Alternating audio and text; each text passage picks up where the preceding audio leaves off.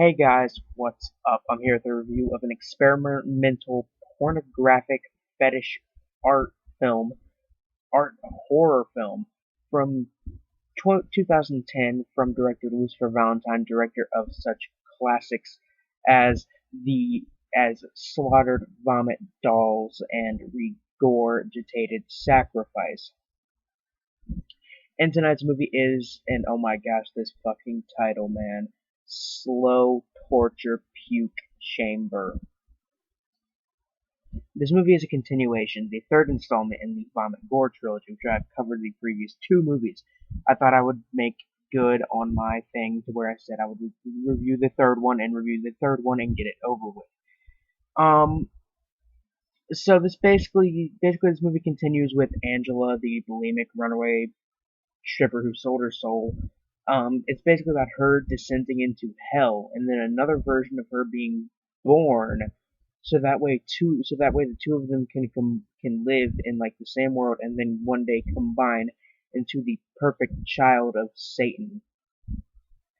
That is literally the plot description on not even IMDb has a plot description for this one. That is literally the plot description on Amazon.com for this movie. So the movie opens with a disclaimer from one of the actresses of the film claiming that she willingly took part in the film and saying that she is proud to be a part of the project and proud to say that Lucifer Valentine is one of her very close friends. Um, I would not be proud if I took part in this film. So, yeah.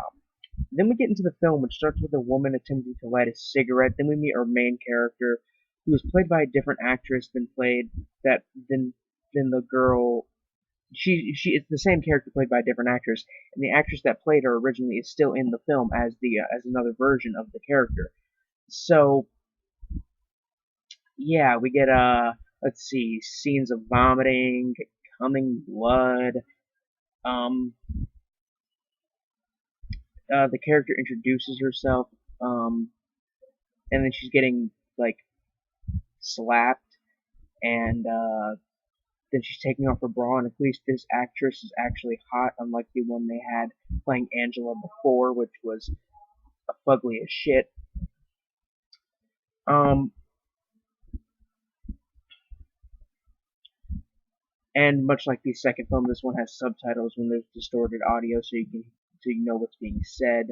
Um, Still understandable. So this girl basically kind of sells herself to this random guy who constantly hits her, and then there's credits of her footage of girls dancing and undressing and bugs eating, and then the title screen and more bugs, and then our star vomiting over and over again in the same bathroom in different outfits with different lighting and filters over it.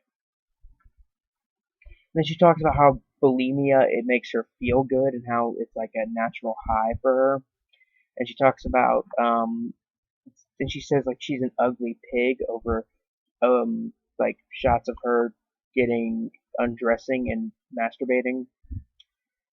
So yeah, this is a movie, all right. Then we get some pissing and some other stuff, and Angela talking about her childhood, and then vomiting blood into shot glasses, then drinking the shots, then vomiting even more blood into the shot glasses and drinking it again, and then passing out, and then more scenes of abuse and forced drinking, and that's kind of where I stopped. But on a side note, there's a scene in the film where a man murders his pregnant wife, cuts the baby out of her stomach, and then kind of kisses and holds the baby, rocking it to sleep for a little while. Then he vomits on it a few times before fucking it, and then cutting it up and making himself vomit by gagging himself with a severed dog dick.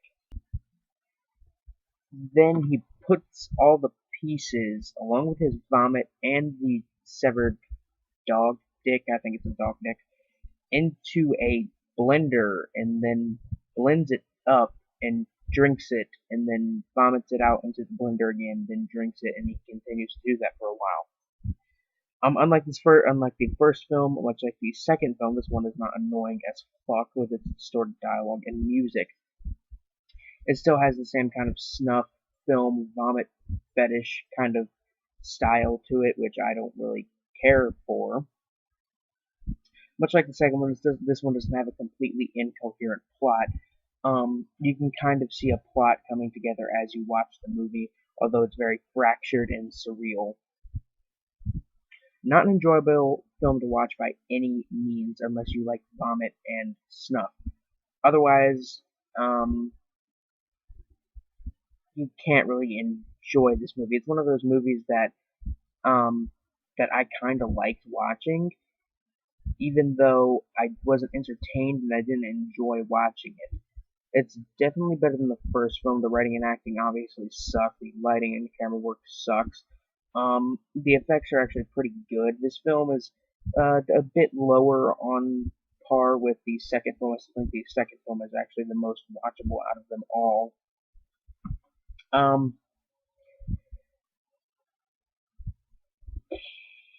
it's more like a horror documentary, surreal film at time about people's troubled lives than it is a horror film at times. Uh, I don't know really what to say about this one, other than it's okay, I guess. It's not as annoying as the first film and the entire series. Um, Still not a film for everybody, not even for someone like me. On the gore meter from 1 to 10, 1 being something like the Corpse Grinders and 10 being something like Brain Dead, this movie's a 7 or an 8. Much like most of Mr. Valentine's films, they are pretty gory. Definitely better than Slaughtered Vomit Dolls, but still not a great film. You guys can watch it if you want. I would not suggest it, especially to those with a weak stomach. 2 out of 5 stars. Anyway, guys, I'm BiscuitBoo69 signing off. Peace.